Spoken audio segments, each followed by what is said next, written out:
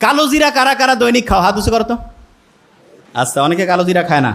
শোনো, আমি তোমাকে সত্যি কথা বলি, কালো জিরা ব্রেইনের যে ইনফেকশন হয় না, ব্রেইনের খোসর মোসর, এইটা ধ্বংস করতে, এইটার বিরুদ্ধে ফাইট করতে সবচেয়ে ভালো একটা উপাদান হচ্ছে কালো জিরা। কি নাম বলো? তোমাকে বলছিলাম খেয়াল আছে, ব্রেইনের মধ্যে এক রকমের পানি আছে, এই পানিটা সবচেয়ে পছন্দ করে এরকম একটা উপাদান হচ্ছে মধু। কি উপাদান?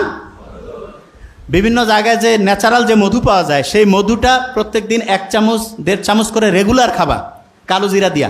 দেখবা আল্লাহর রহমতে তোমার ব্রেইনটা এত পরিষ্কার থাকবে, এত সুন্দরভাবে চিন্তা করতে পারবে।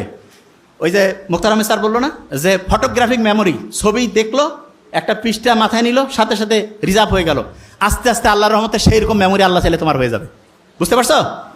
তাইলে বলো তো, প্রত্যেক দিন মধু খাবো কিনা? কালো জিরা প্রত্যেক দিন। যারা মেডিকেলে পরীক্ষা দিবে কয়টা বক্স পড়বে দৈনিক? যারা ঢাকা ইউনিভার্সিটিতে দিবে তারা? যারা দুইটাই দিবে কয়টা? 6টা। দুইটাই দিলে 6টা। আচ্ছা,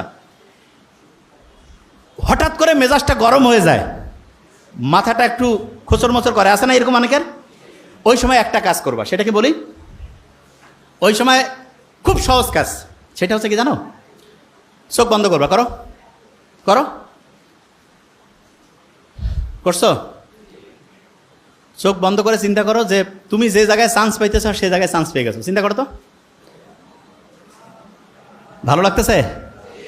আচ্ছা, একটা জিনিস বলি, পরীক্ষার হলে অনেক সময় খেয়াল পড়ে না, তখন চোখ বন্ধ করলে পড়াটা মাথায় আসে না। কারণটা কি জানো? চোখ হচ্ছে আমাদের প্রায় 80% সেন্স, মানে আমরা আমাদের ব্রেইনের যে খরচ 80% চোখ করে। কে করে? শোনো, একজনের চোখের দিকে তাকাইলে বোঝা যায় না সত্যি বলতেছে না মিথ্যা, এ ভালো চাচ্ছে না খারাপ, বোঝা যায় না? বলে না, চোখটা মানুষের মনের যে প্রতিচ্ছবি, সেটা চোখের মাধ্যমে প্রকাশিত হয়। তোমার একটা পড়া মনে আসতেছে না, তার মানে ব্রেইনে যে জায়গায় পড়াটা রাখছো সেই জায়গা থেকে নেটওয়ার্ক ঠিকভাবে কানেকশন পাচ্ছে না। কানেকশন করার জন্য অনেক সময় তুমি দেখবা হঠাৎ করে তোমার বাসায় কারেন্ট লো ভোল্টেজ হয়েছে বা কারেন্ট চলে গেছে, তখন আমরা এরকম করি না, কিছু কিছু জিনিস বন্ধ করে দিয়ে ফ্যানটা আর যেটা খুব প্রয়োজনীয় সেটা চালু রেখে অন্য সব বন্ধ করে দেয়, যে ভোল্টেজটা একটু ঠিকভাবে এটা পাও।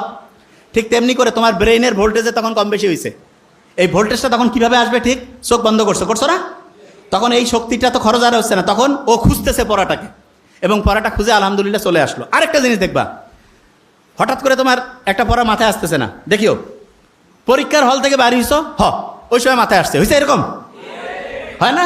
আচ্ছা, অনেকে কবে এটা কেন হয়? বলি একটা জিনিস, ব্রেইনের একটা অসাধারণ বৈশিষ্ট্য হচ্ছে, কোনো প্রেশার নিতে চায় না, প্রেশার নিতে চায় না। তার মানে তুমি পরীক্ষার হলে পরীক্ষা দিচ্ছ, তোমার একটা পড়া মাথায় আসতেছে না, ওই